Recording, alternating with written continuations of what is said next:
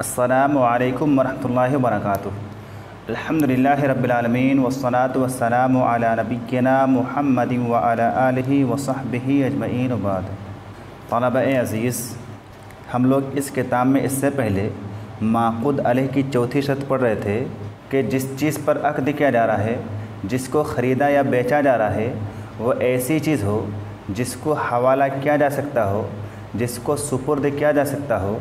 लिहाजा माक़ूद अलैह अगर ऐसी चीज़ हो जिसे हवाले ना किया जा सकता हो, जिसे बै के वक्त मुश्तरी के सुपुर्द ना किया जा सकता हो, तो ऐसा बै सही नहीं है, जायज़ नहीं है, जिसकी कई मिसालें साहिब किताब ने ऊपर ज़िक्र की हैं।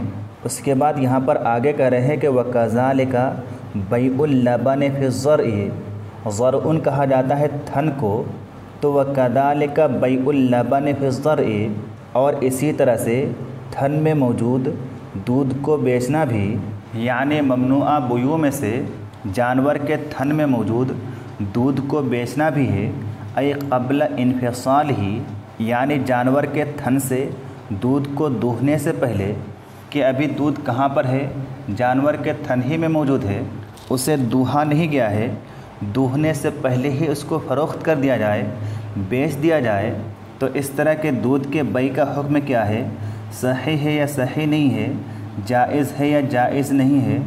सही नहीं है, जायज़ नहीं है। क्यों? वजह क्या है? सबब क्या है? आगे वजह बता रहे हैं कि लेमा फ़ी है मिनल गरर वल जहालते, क्योंकि इस बै में गरर और जहालत मौजूद है कि क्या मालूम उससे कितना दूध निकलेगा, दूध की मिक़दार कितनी होगी, ये मालूम नहीं है। तो चूँकि इस तरह के बै में गरर और जहालत मौजूद है, इसीलिए इस तरह का बै सही नहीं है, जायज़ नहीं है। आगे इसी बै से मुतालिक, यानी जानवर के थन में मौजूद दूध के फ़रोख्त करने से मुतालिक इमाम शौकानी रहमहुल्लाह का कौल बयान कर रहे हैं कि क़ाल शौकानियो इल्ला अन यबीअ मिन्हु कैलन। इमाम शौकानी रहमहुल्लाह लिखते हैं, उनका कौल है, वो बयान करते हैं कि इल्ला अन यबीअ मिन्हु कैलन, कि मगर ये कि अगर कोई शख्स जानवर के थन में मौजूद दूध को बेचे, कैसे? कैलन, वज़न ज़िक्र करके, वज़न बता करके, नह अन यक़ूला, के मिसाल के तौर से बेचने वाला यूँ कहे कि बेअतु मिनका स्वाअम मिन हलीब बक़रती, कि मैंने अपनी गाय के दूध में से एक सा तुमको बेच दिया। या आज के दौर में जैसे कोई शख्स कहे कि मैंने अपनी गाय या भैंस के दूध में से तुमको 1 लीटर या 2 लीटर या 3 लीटर बेच दिया, तो इस तरह से वज़न बयान करके कि मैं इतना बेचूंगा, इतना लीटर बेचूंगा या इतना किलो बेचूंगा, ये चीज़ क्या है? ममनुआ बै से मुस्तस्ना है। इस तरह से जानवर के थन से दूध बेचना सही होगा। क्यों सही है? वजह क्या है? वजह बता रहे हैं कि फ़इन्नल हदीस यदुल्लु अला जवाज़िही लिइर्तिफ़ाइल गरर वल जहालते, क्योंकि हदीस पाक इस तरह के बै के जवाज़ पर दलालत करती है। लिइर्तिफ़ाइल गरर वल जहालते, जहालत और गरर के ख़त्म हो जाने की वजह से बै की इस सूरत में चूँकि नही की इल्लत ख़त्म हो गई, और चूँकि बै की इस सूरत में धोखा दही भी नहीं है, इसीलिए बै की ये सूरत सही होगी, जायज़ होगी। वयुस्तस्ना ऐज़न लबनु ज़िरी, ज़िरुन कहा जाता है दाया को, दूध पिलाने वाली को, तो वयुस्तस्ना ऐज़न लबनु ज़िरी, और इसी तरह से इस बै से ममनुआ बै से मुस्तस्ना है लबनु ज़िरी, छोटे बच्चे को रज़ाई दूध पिलवाना, शीरखार बच्चे को रज़ाई दूध पिलवाना भी इस नही से मुस्तस्ना है। फ़यजूज़ु बैउहु लिमौज़िइल हाजते, इसकी बै जायज़ है, लिमौज़िइल हाजते, बवक़्ते ज़रूरत, इसकी बै बवक़्ते ज़रूरत जायज़ है। जहाँ पर हाजत हो, ज़रूरत हो, वहाँ पर शीरखार बच्चे के लिए दूध को बेचना ममनू नहीं है, बल्कि सही है, जायज़ है। उसके बाद आगे कह रहे हैं कि वक़दा ला यजूज़ु बैउस्सूफ़ी अला ज़हरिल हयावानी फ़इन्नहु यतअज़्ज़रु तस्लीमहु लिइख्तिलात गैरिल मबीअ बिल मबीअ, کیا کہہ رہے ہیں کہ وَكَذَلِكَ لَا يَجُوزُ بَيْعُ الصُّوفِ عَلَى ظَهْرِ الْحَيَوَانِ کہ اور اسی طرح سے اس اون کو بیچنا بھی جائز نہیں ہے، ان جانوروں کے بالوں کو بیچنا بھی جائز نہیں ہے جو کہاں پر ہوں، عَلَى ظَهْرِ الْحَيَوَانِ جو کہ جانوروں کی پشت پر ہوں، جانوروں کی پیٹھ پر ہوں۔ کیوں جائز نہیں ہے؟ وجہ کیا ہے؟ اس کے عدم جواز کا سبب کیا ہے؟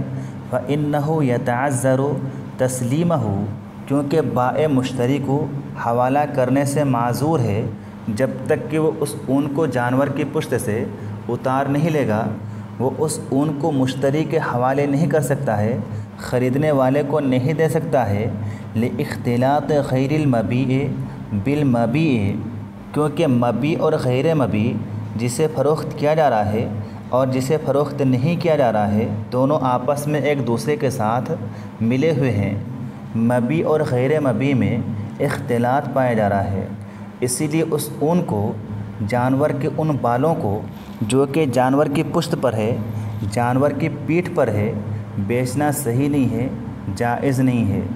آگے بیان کیا جا رہا ہے کہ فعن ابن عباس رضی اللہ عنہما قال حضرت ابن عباس رضی اللہ عنہما سے مروی ہے، انہوں نے کہا کہ نہا رسول اللہ صلی اللہ علیہ وسلم، اللہ کے پیارے نبی صلی اللہ علیہ وسلم نے منع فرمایا ہے کہ ان یباع تمر حتی یطعم کہ کھجور کو بیچ دیا جائے کھانے کے قابل ہونے سے پہلے ہی، او صوف علی ظہر یا یہ کہ اون کو بیچا جائے جانور کی پشت پر ہی، جانور کی پیٹھ سے اتارنے سے پہلے ہی بیچ دیا جائے، او لبن فی ضرع یا یہ کہ جانور کے دودھ کو اس کے تھن میں موجود رہتے ہوئے ہی بیچ دیا جائے، او سمن فی اللبن یا یہ کہ دودھ میں موجود گھی کو بیچا جائے، یعنی ابھی دودھ ہی ہے، اس سے ابھی گھی نکالا ہی نہیں گیا ہے، لیکن گھی نکالنے سے پہلے ہی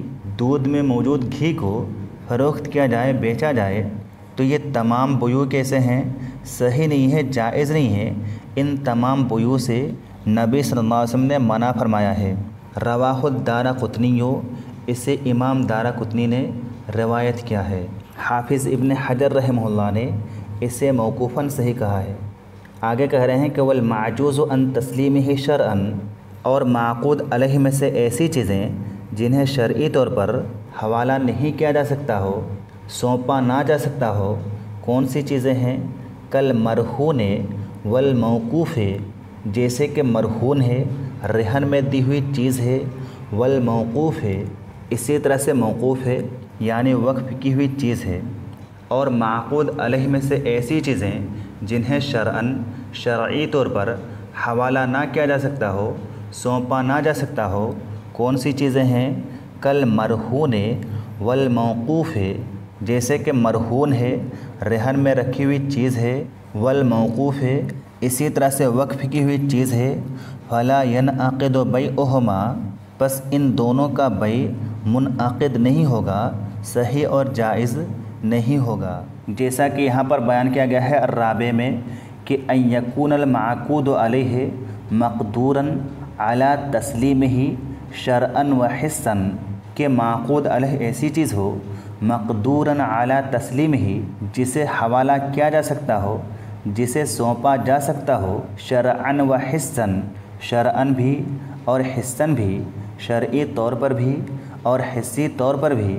آگے کہا گیا ہے کہ فما لا یقدر علی تسلیمہ حساً کہ ایسی چیزیں جنہیں حسی طور پر حوالے نہ کیے جا سکتے ہوں، کون سی چیزیں ہیں؟ آگے اس کی مثالیں دی گئی ہیں، لیکن ایسی چیزیں جنہیں شرعاً حوالے نہ کیے جا سکتے ہوں وہ یہاں پر بیان نہیں کیے گئے ہیں، بلکہ یہاں پر بیان کیا جا رہا ہے کہ والمعجوز عن تسلیمہ شرعاً کہ ایسی چیزیں جنہیں شرعی طور پر حوالے نہ کیے جا سکتے ہوں، کون سی چیزیں ہیں؟ کل مرہون والموقوف ہے، ایک تو مرہون ہے، گروی میں رکھی ہوئی چیز ہے، اور دوسری چیز ہے موقوف، وقف کی ہوئی چیز۔ ان دونوں کا حکم کیا ہے؟ فلا ینعقد بیعہما ان دونوں کا بیع منعقد نہیں ہوگا، کیونکہ ان دونوں کو شرعاً مشتری کے حوالے نہیں کیا جا سکتا ہے۔ آگے کہہ رہے ہیں کہ وَيَلْحَقُ بِهَذَا اور اسی چیز میں شامل ہوگی التفریق بالبیع بین البہیمۃ وولدها جانور اور اس کے بچے کے مابین بیع کے ذریعے تفریق پیدا کر دینا، یعنی جانور کا بچہ موجود ہو اور صرف اس کی ماں کو بیچ دیا جائے، یا یہ کہ صرف بچے کو بیچا جائے، یا یہ کہ دونوں کو بیچا جائے لیکن الگ الگ لوگوں سے بچے کو کہیں اور بیچا جائے اور اس کی ماں کو کہیں اور بیچا جائے، اس طرح کا بیع بھی صحیح نہیں ہے۔ جن بیوع سے منع کیا گیا ہے انہی بیوع میں یہ بیع بھی شامل ہے، لنہی الرسول صلی اللہ علیہ وسلم عن تعذیب الحیوان، کیونکہ اللہ کے نبی صلی اللہ علیہ وسلم نے جانوروں کو تکلیف دینے سے منع فرمایا ہے۔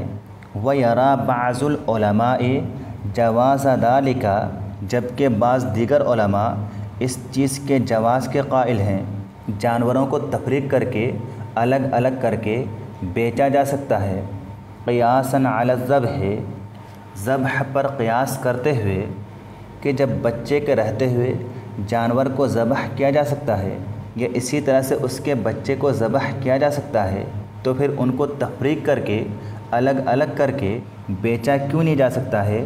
وَهُوَ الْأَوْلَى اور یہی قول زیادہ مناسب اور زیادہ بہتر ہے۔ تو آج کے لیے بس اتنا ہی۔ السلام علیکم ورحمۃ اللہ وبرکاتہ۔